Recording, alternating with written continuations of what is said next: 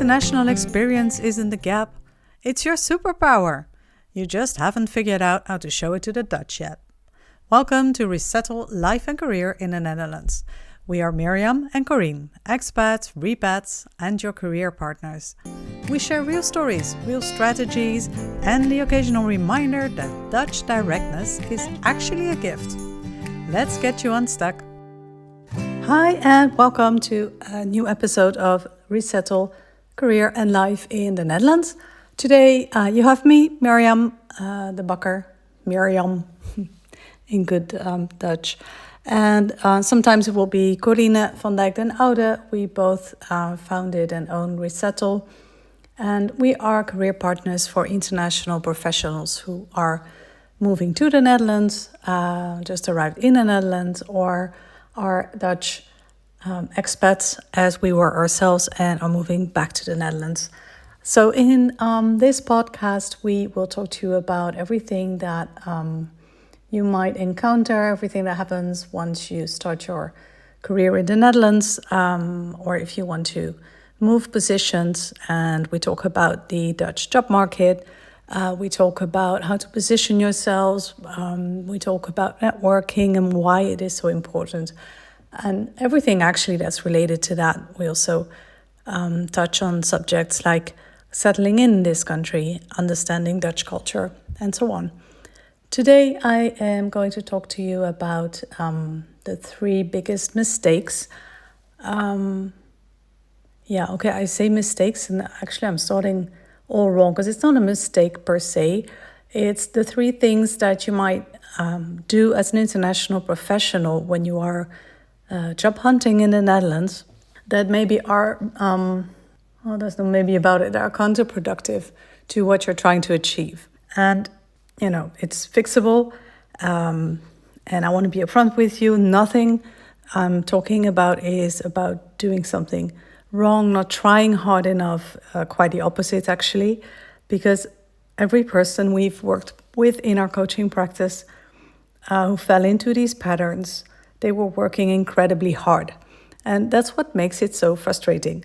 You can do more of the wrong thing and still get nowhere. So let's debunk a couple of those things today. I'm going to name three of them. So the first one is playing the numbers game instead of the targeting game.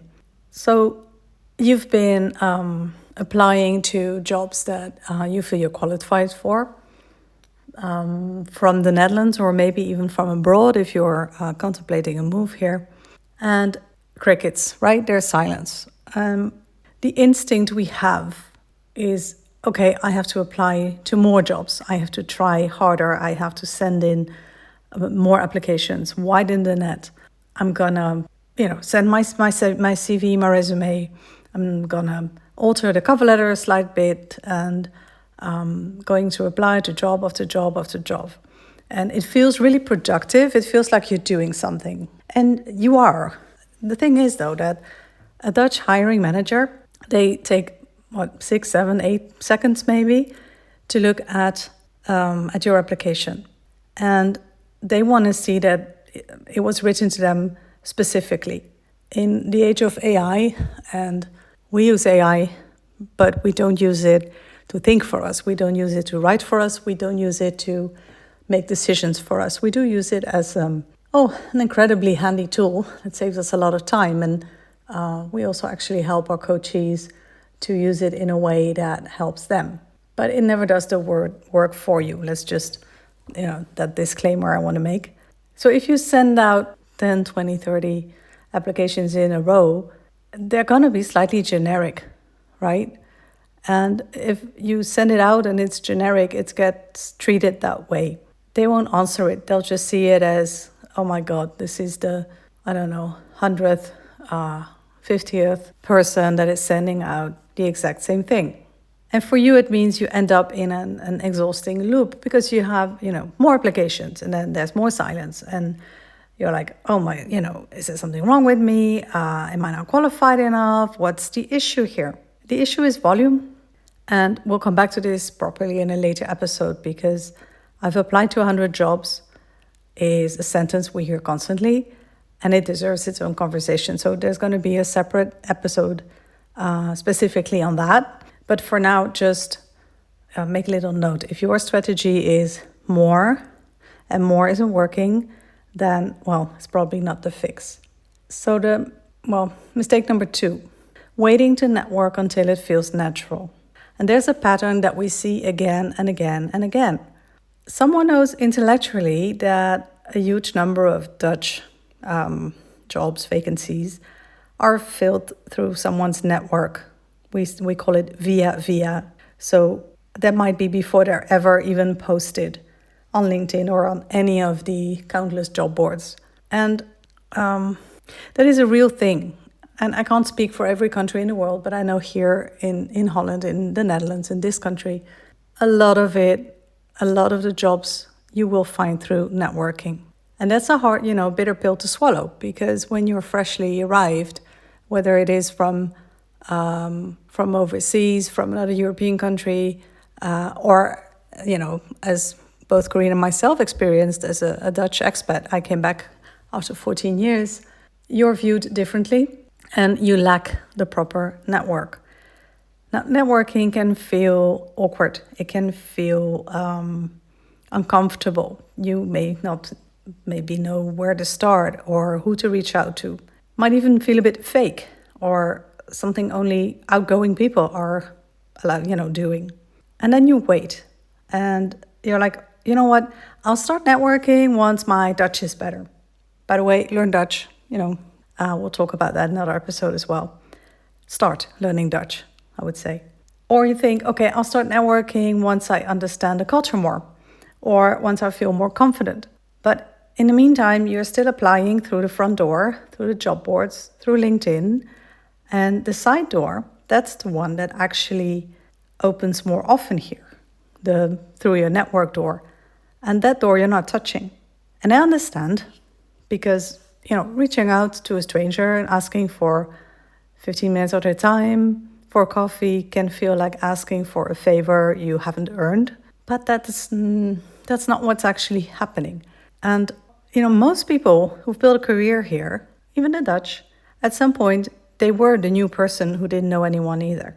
And asking someone to share what they know, to share what they like about a certain job, if that's a job you're aspiring to have, or how they like working for a certain company, if that's a company you really love to work for. That's not an imposition. It's actually nice to be asked, if you work somewhere and you love it there and you love your job, it's nice if people are interested and want to know. It does come with a few unwritten rules. Again, that's a whole different episode. Because if you do it, networking done badly, it's a bit cringe. Because if you do it, if it's forced or if you're being really fake about it, then it's not networking. Then it's just a sales pitch disguised as a coffee date. But if it's done well, it doesn't feel like networking. It just feels like, what it is, gathering information, being genuinely interested in the other person's story, the company culture. And it's okay to be honest and say, listen, I'm just researching various possibilities and options because I'm new here. So I'm trying to understand before I blindly apply to something. And that person may not be able to, give you a job, but that was never the intention. But that person might remember you and that conversation, and they might know someone else, or they might bump into someone at another networking thing and think of you. So, start talking to people. And I think we said it before. Corinne found one of one of the most lovely employer through Pilates. So and I found really great work. Well, this was in my previous business. I still have it, but I'm not practicing it anymore. I'm also an interior architect, just because I can. Maybe I'll have to do an episode about that one day. And that also the first clients also came through my network. People that came to my house for social reasons loved what I've done with it. And they were like, I knew you were an interior designer, but now I really, I see who you are, I see what you do, and can you come and help us? So sometimes it's, your work, your portfolio, maybe that speaks for itself. But if you're not putting it out there, if you're not talking to people, if you're not telling people who you are and even what you're looking for, we're not mind readers. Nobody's going to know. So networking is the way to go. And then the third mistake is adapting too much. So trying to be less like yourself. And what I'm pointing at here is maybe smoothing over parts on your resume that look different. Years abroad or a career pivot or time off because you had to be a carer for a while. A sabbatical, it can be a lot of things. And what happens is if you smooth it over, if there's not a clear positioning, if there's not a clear story, then a Dutch recruiter won't recognize it and they'll see it as a red flag. So if you try to sound like what you imagine a Dutch candidate would say, for example, rather than answering as yourself, then what are you telling me? That your version of your career, that your maybe different path from anyone else is not good enough?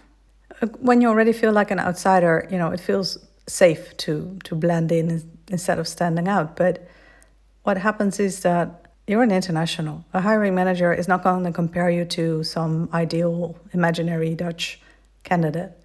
They're trying to work out what you specifically bring to the table that the rest of the team doesn't already have.